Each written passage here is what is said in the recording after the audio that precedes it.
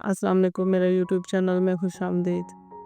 मेरी शक्ल ही मेरी सबसे बड़ी दुश्मन है, जिसने भी डाली बुरी नज़र ही डाली। कभी कभी मैं सोचती हूँ कि लोग कहते हैं कि अल्लाह कभी किसी के साथ ज़्यादती नहीं करता, मगर मेरे साथ तो अल्लाह ने सिर्फ ज़्यादतियाँ ही की हैं। मुझ पर कुफर का फतवा लगाने से कबल अगर आप मेरी कहानी जान लेंगे तो शायद आप भी यही कहें। मेरी माँ का इंतकाल इसी वक्त हो गया जब मैं इस दुनिया में पहला सांस लिया। मेरा पहला सांस मेरी माँ का आखिरी सांस साबित हुआ। कभी किसी ने मेरा नाम रखने का नहीं सोचा।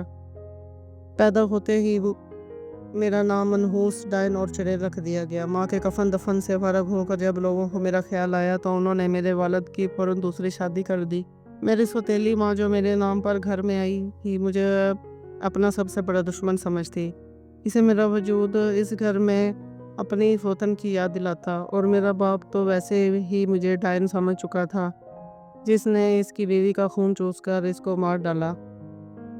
मेरा बचपन सौतेली माँ के मार खा के साए में गुजरा। घर की कोई ऐसी चीज़ ना होगी जिससे उन्होंने मुझे ना मारा हो। कम खाकर, रूखा सूखा खाकर फिर भी जवानी मुझ पर ऐसी टूट कर आई कि जो भी देखता देखता रह जाता।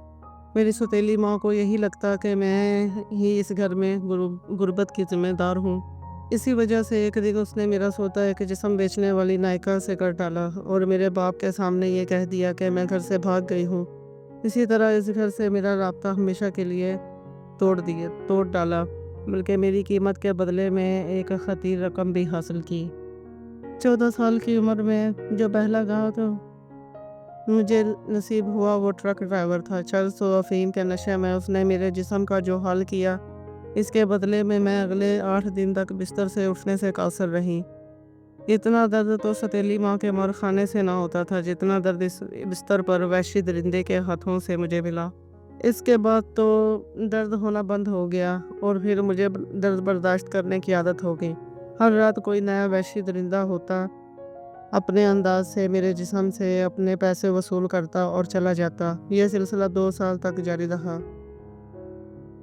याद सदियों तक मुझे याद नहीं, मगर एक रात मेरी ज़िंदगी में वो आया। वो भी मेरी कीमत अदा करके सबकी तरह मेरे जिस्म से खेलने ही आया था, मगर मुझे में इसे पता नहीं क्या नज़र आया। उसने मुझसे शादी करने का वादा कर डाला। मुझे लगा जैसे नशे में और मस्ती के आलम में सब कुछ ना कुछ बोलते हैं, तो इसने भी बोल डाला होगा। मगर कुछ दिन बाद वो दोबारा आया मेरे सामने, इसी सवाल के साथ मौजूद था। इस नामुमकिन को उसने कैसे मुमकिन किया ये मैं नहीं जानती। बस इसका हाथ थामे बादलों पर पैर रखे उड़ती जा रही थी। मुझे लगा शायद इसी को मोहब्बत कहते हैं। वो मुझे एक बहुत छोटे से 2 कमरों के फ्लैट में ले आया। इसने मुझे बताया कि इसकी एक बीवी पहले से मौजूद है, मगर इससे इसकी कोई औलाद नहीं है। मैंने ज़िंदगी में कभी मोहब्बत नहीं देखी थी, इसलिए मैं नहीं जानती थी कि मोहब्बत क्या और कैसी होती है। बस दिल ने कहा कि इसकी कही बात पर यकीन कर लूं, और मैंने कर लिया। इस डेरे से फरार होना एक नामुमकिन अमल था। वो मुझे लहदा से इस घर में रखेगा और हफ्ते में 1-2 बार मेरे पास आया करेगा। मैं तो अपना घर और एक सहारा पाकर खुशी से पागल हो गई थी। मैंने इस घर को अपनी मोहब्बत से सजा दिया। वो भी कभी कभार आता, बहुत कम गो और अपने काम से काम रखने वाला आदमी था। मुझे लगा मोहब्बत करने वाले ऐसे ही होते होंगे। उस दिन तो मेरी खुशी की इंतहा न रही जब मुझे पता चला कि उसके बच्चे की मां बनने वाली हूँ। इस दिन इसके चेहरे पर भी मैंने मुस्कुराहट देखी। इसने मेरा बहुत ख्याल रखा, मेरे खाने पीने, मेरे आराम का, हर चीज़ का बहुत ख्याल रखा। यहाँ तक कि वो दिन आन पहुँचा जिसका मुझे शिद्दत से इंतज़ार था। अल्लाह ने मुझे बहुत ही प्यारी बेटी से नवाजा था। मैं जब घर आई अपनी बेटी के साथ तो मुझे ज़िंदगी में पहली बार पता चला कि माँ क्या होती है और ममता किसे कहते हैं। वो मेरी बेटी के पैदाइश के दूसरे दिन मेरे पास आया और बेटी को गोद में लेकर कहा कि इसका और इस नायिका का सिर्फ 1 साल का कॉन्ट्रैक्ट था। अब इसको औलाद चाहिए थी, वो इसको मिल गई। मैं वापस जा सकती हूँ। मैंने इससे पूछा बच्ची कौन पालेगा? इसने कहा मेरी पहली बीवी यानी सौतेली माँ।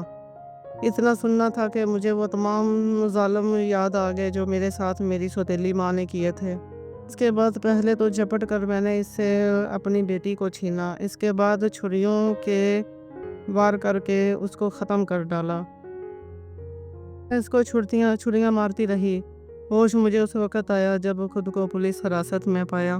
جس بیٹی کو سوتیلی ماں سے بچانے کے لیے یہ سب کیا، وہ اب بھی سوتیلی ماں کے پاس ہی پل رہی ہے اور میں جیل میں دن کاٹ رہی ہوں۔